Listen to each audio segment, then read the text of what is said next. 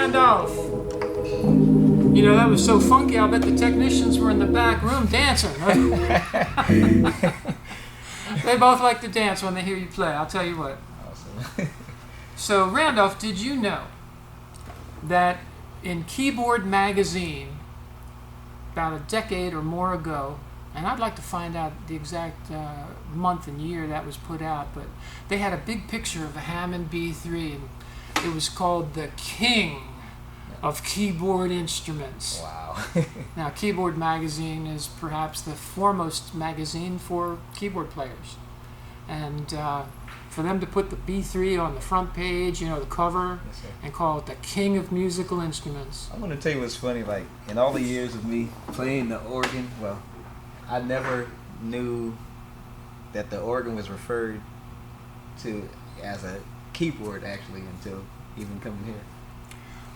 Well, yeah, I mean, you could certainly call it a keyboard. It has keyboards, but Right. typically people think of it as an organ. It's an But, organ, right, versus a you know, synthesizer. Keyboard Exchange International started so many years ago before keyboards as we know them today became popular. Okay. So we used to call ourselves Organ Transplant. We sent out mailings, and some little old lady got a letter from us with the return address, Organ Transplant. And she almost fainted because she thought somebody was, you know, wanting to get Requesting yours. something about medical or something, you know. So she brought that to my attention, and we changed the name of the company. A little historical tidbit. Okay. Never knew that. Randolph, I wanted to explain to our viewers, and those of you who haven't subscribed to our channel on YouTube, it's Jim Huss and Keyboard Exchange International, please do so. Randolph and I love to see it when you like it and share it with your friends. So. And comment. And comments, yes. Thank you, Randolph. I find that very encouraging when people like what we've done and are willing to share it. But the message we'd like to convey today is Keyboard Exchange actually got started early on when I met a man from Europe. And we sent him 6 organs and as a trial. And then he got them and he liked what he got. And he liked the service we provided. And he said, I asked him, how many of these would you like? And he said, as many as you can find. Wow. So I was a young man there then with little children, and I really needed a boost, economically speaking. So we really hit it hard and sent thousands of organs to that one man and his musical store and organization. But recently we've met another man overseas who does restoration work on furniture and Hammond internal work. He does it all. And he wants to buy from us all the organs we take as trade-ins. And he's going to be coming over to visit in a few months. So, I mention this beyond the historical trivia to say that if you have an old tired B3, C3, C2, B2, BV, anything that looks like a B3 but it's a BC, whatever, he loves those older organs.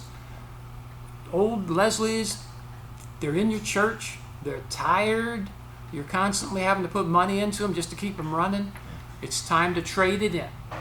Trade it in on one of the beautiful organs we have here that we've spent the last 2 years collecting these from all over the country. You've seen some beautiful organs come in the back door, haven't you? I've seen some beauties, I've seen some uglies. Well, the uglies are generally the trade-ins. Yes. Okay? So what we want to do is encourage those of you who maybe have been sitting on the fence, your organ is maybe on its last legs, trade it in on one we have restored, but also one we've gotten from families that no longer need it, don't want it, don't have space for it, maybe they're downsizing. Low mileage. Yeah. Low mileage, exactly. Trade in your high mileage worn instrument for one with low mileage that we have restored on the inside and didn't have to do much on the outside. We'll make it easy. Your trade-in can go toward the down payment. The rest can be easy monthly payments. We can provide a warranty for the whole time you're making payments and beyond. And it's just a great opportunity for all of us. I think everybody wins. You know, we'll sell our trade-ins, don't have to bother with them. Right. The man overseas will have plenty to keep him busy. And the church will get a same kind of organ, but one with low mileage, like a car. You trade in your car that has 200,000 miles for one that has 5,000 miles and it's been sitting in a little old lady's garage, you know, and it's a collector's item. Right, absolutely. So I think the thing that's so significant is the fact that this is an opportunity to share the glorious sound of the Hammond, not just in the United States, but in another part of the world. I think that's a good point, because most of them were made, the best ones were made here in the United States. And so that's why there has been a significant demand overseas. And they don't have the same kind of churches that we have, but there are still a lot of Hammond enthusiasts. They have Hammond organ clubs over there because, like you and me, we just love to play the instruments. So folks, don't lose this opportunity. I don't know how often we're going to get this opportunity to know in advance that the trade-ins can be sold immediately. So I think we can be more generous with our trade-in allowances. Okay.